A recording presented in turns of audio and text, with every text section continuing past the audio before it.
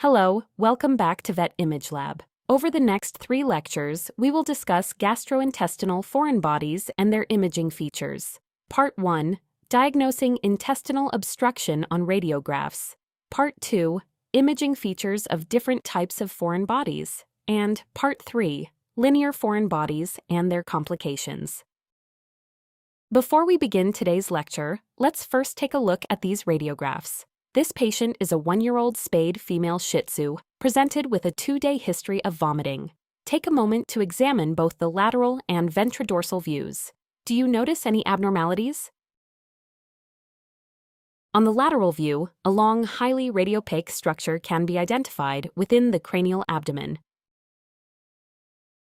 This structure appears to be located within a distended stomach, outlined in yellow. On the ventrodorsal view, the foreign material extends from the cranial abdomen into the mid-abdomen. Based on its shape and radiopacity, what type of foreign body would you suspect? On the ventrodorsal view, the foreign material extends from the cranial abdomen into the mid-abdomen. Based on its shape and radiopacity, what type of foreign body would you suspect? As demonstrated in this case, radiopaque foreign bodies, such as bones or metallic objects, are readily identified on radiographs. In some cases, their shape alone may even suggest the exact type of foreign material. However, many gastrointestinal foreign bodies are radiolucent and cannot be directly visualized on survey radiographs, making the diagnosis much more challenging. Therefore, when a radiolucent foreign body is suspected, we should focus not only on detecting the foreign body itself, but also on identifying gastrointestinal obstruction. The radiographic signs of GI obstruction vary depending on the completeness, location, and duration of the obstruction. In general, complete obstruction produces more pronounced radiographic signs than partial obstruction. So, in this lecture, I will introduce 3 practical tips that can help you diagnose gastrointestinal foreign bodies and GI obstruction. First, when a gastrointestinal foreign body is suspected, obtaining 3 radiographic views is recommended rather than 2. These should include both right and left lateral views, as well as a ventrodorsal view. Second, evaluate the gastrointestinal tract systematically by dividing it into 3 regions: the stomach, the large intestine, including the cecum, and the small intestine.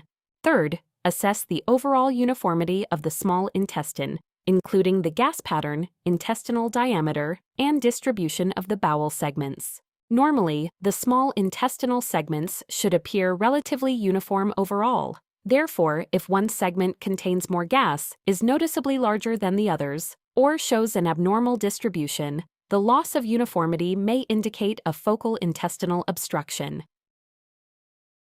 Let's apply these 3 tips to a case. This patient is a 5-year-old castrated male Bichon Frise. First, let's divide the gastrointestinal tract into 3 regions. When evaluating the gastrointestinal tract on a lateral radiograph, the first structure to identify is the stomach. The stomach is located immediately caudal to the liver and often contains gas or ingesta. Next, move caudally and identify the large intestine as it courses through the pelvic canal. The abdominal portion is the colon, whereas the portion within the pelvic canal is the rectum. Then, notice this round gas-filled structure in the dorsal mid-abdomen. This structure is the cecum. Just cranial to the cecum, you can see small intestinal segments joining the large intestine. This region is the ileocolic junction. All of the remaining bowel segments, excluding the stomach and large intestine, are part of the small intestine. The small intestinal segments are smaller than the large intestine and show relatively uniform diameters and distribution throughout the abdomen. For reference, several other abdominal organs are also visible on this radiograph, including the liver, spleen, and urinary bladder. Now, let's evaluate the ventrodorsal view. First, the liver can be identified immediately caudal to the diaphragm. Overlapping the liver, the stomach extends across the cranial abdomen from left to right. Caudal to the stomach, the spleen and the left kidney are also visible. Next, identify the pelvic canal and trace the bowel segment extending cranially into the abdominal cavity. This is the large intestine. Notice the gas-filled, C-shaped structure in the right mid-abdomen. This is the cecum. Therefore, in this patient, we can identify the different segments of the large intestine, the cecum, ascending colon, transverse colon, descending colon, and rectum. Now that we have identified both the stomach and the large intestine, the remaining bowel segments can be recognized as the small intestine. In particular, the segment connected to the pylorus in the right cranial abdomen represents the descending duodenum. In this patient, the small intestine maintains overall uniformity. The bowel loops are similar in diameter, no segment contains an excessive amount of gas, and they are evenly distributed throughout the abdomen. Therefore, there is no radiographic evidence of a mechanical small intestinal obstruction in this patient. Why is assessing intestinal uniformity important for diagnosing intestinal obstruction? As shown here, when the intestinal lumen becomes obstructed, the bowel segments proximal to the obstruction become progressively distended. In contrast, the bowel segments distal to the obstruction often contain little gas and may appear collapsed. As a result, gas may accumulate focally, proximal to the obstruction, the affected bowel loops may become disproportionately enlarged, and the normal distribution of the intestinal segments may be altered. Therefore, it is important to assess whether the small intestine maintains overall uniformity in diameter, gas pattern, and distribution throughout the abdomen. Focal loss of this uniformity should raise suspicion for intestinal obstruction. Then, how can we assess the uniformity of the small intestine? One approach is to directly measure the intestinal diameter. Although several criteria have been proposed for normal intestinal size in dogs, the small intestinal diameter is generally considered normal when it is smaller than the height of the fifth lumbar vertebral body, or less than twice the width of a rib. In cats, the intestinal diameter is considered normal when it is smaller than the height of the second lumbar vertebral body, or less than 12 millimeters. In addition, intestinal uniformity can be assessed by comparing bowel segments with one another. Next, let's evaluate the uniformity of the intestinal gas pattern and bowel distribution in this patient. This patient is an 8-year-old castrated male Welsh Corgi, presented with vomiting and waxing and waning diarrhea. First, identify the stomach in the cranial abdomen. Next, identify the large intestine as it passes through the pelvic canal.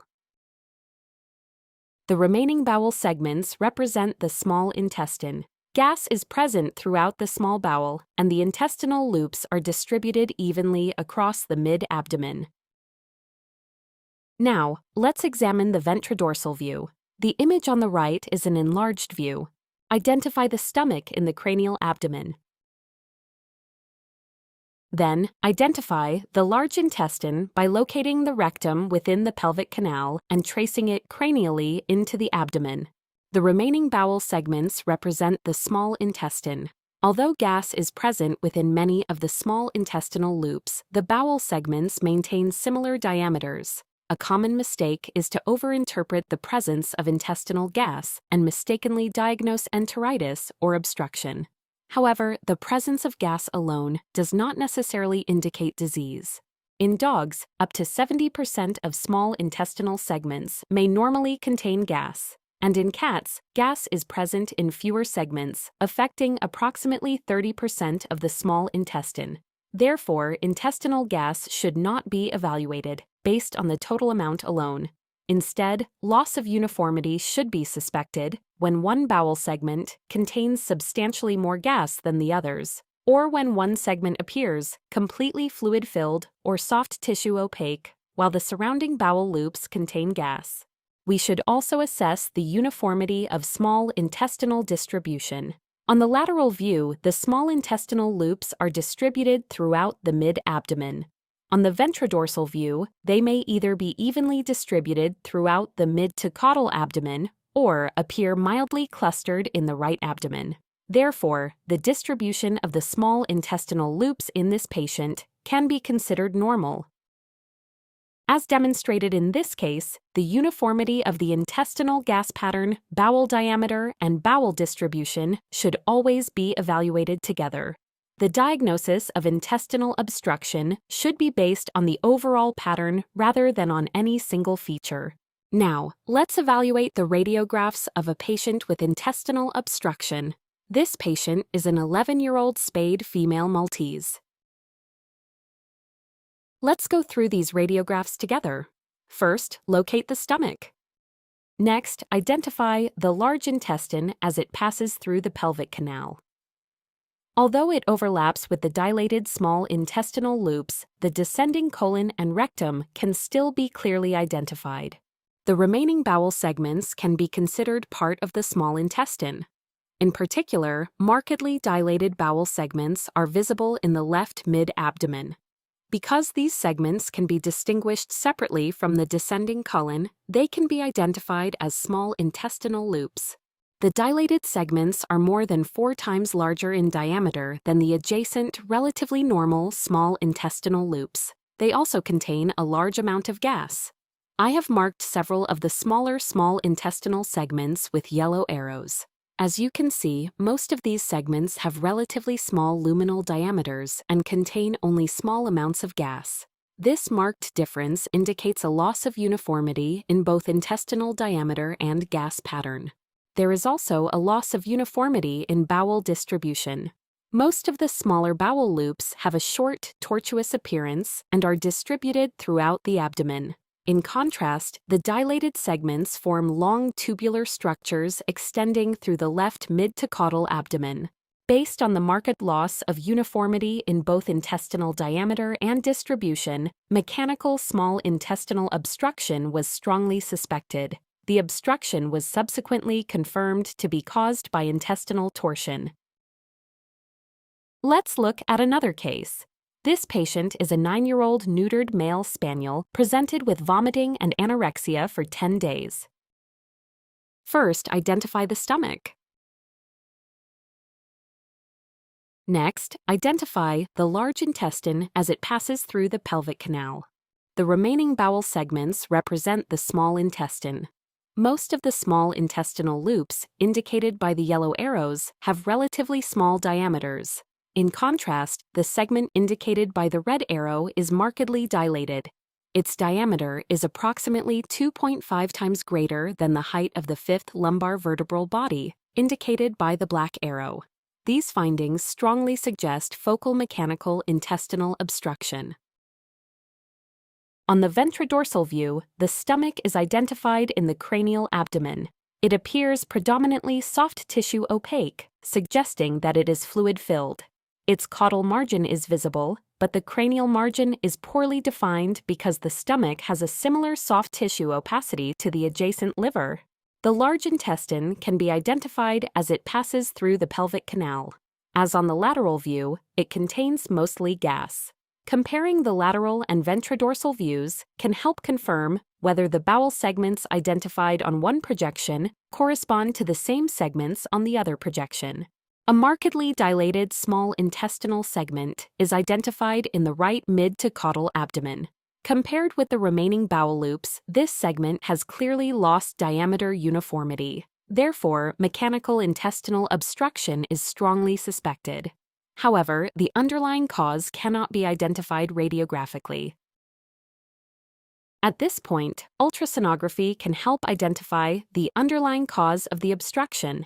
We will discuss this in more detail in the next lecture, but in this patient, ultrasonography revealed findings suspicious for a seed foreign body within the obstructed bowel segment. The foreign body was surgically removed and confirmed to be a peach pit. As illustrated in this case, a typical clinical approach is to first identify mechanical obstruction radiographically and then use ultrasonography to determine the underlying cause. Mechanical intestinal obstruction can be caused by various conditions that physically block the intestinal lumen. These include foreign bodies, intestinal tumors, intussusception, intestinal torsion, and other obstructive lesions. However, does intestinal dilatation always indicate mechanical obstruction? Let's examine this case. A 7-year-old schnauzer developed vomiting 5 days after abdominal surgery. Because of recent surgery and associated edema of the intra-abdominal fat, abdominal serosal detail is reduced. So, as you can see, the individual intestinal segments are not clearly delineated. Nevertheless, we need to evaluate whether intestinal obstruction could explain the patient's vomiting. This is the stomach. Here is the large intestine. The remaining bowel segments represent the small intestine. How about their overall uniformity? The segment outlined by the solid white line is mildly dilated relative to the vertebral column. However, the intestinal segments are generally similar in diameter, without any markedly enlarged focal segment. In addition, most intestinal segments appear predominantly soft tissue opaque. The bowel loops are also distributed relatively evenly throughout the abdomen. Therefore, although the small intestine is mildly dilated, the overall intestinal pattern remains relatively uniform. This diffuse and uniform pattern is less consistent with focal mechanical obstruction and is more suggestive of functional ileus. Functional obstruction occurs when intestinal motility decreases or stops despite the absence of a physical blockage. Common causes of functional ileus include enteritis, pancreatitis, peritonitis, and recent abdominal surgery. Therefore, when intestinal dilatation is present, both mechanical obstruction and functional ileus should be considered. To differentiate between them on radiography, several features should be evaluated. Mechanical obstruction often causes a loss of intestinal uniformity. One or more focal bowel loops may become markedly dilated and contain disproportionate amounts of gas or fluid compared with the adjacent normal intestinal segments. In contrast, functional ileus tends to affect the bowel more diffusely. As a result, the overall intestinal pattern remains uniform, with similar bowel diameters, gas patterns, and distribution throughout the abdomen.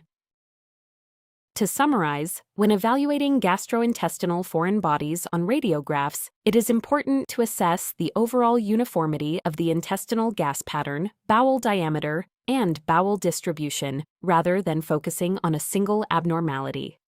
Mechanical obstruction often results in focal loss of intestinal uniformity, whereas functional obstruction tends to produce more diffuse changes. In addition, radiography is useful for identifying mechanical obstruction, while ultrasonography can help determine the underlying cause. In the next lecture, we will take a closer look at various types of gastrointestinal foreign bodies and discuss their characteristic imaging findings in greater detail. Thank you for watching Vet Image Lab. If you found this lecture helpful, please consider subscribing to the channel, liking this video, and turning on notifications so that you do not miss future lectures. I will see you in the next lecture.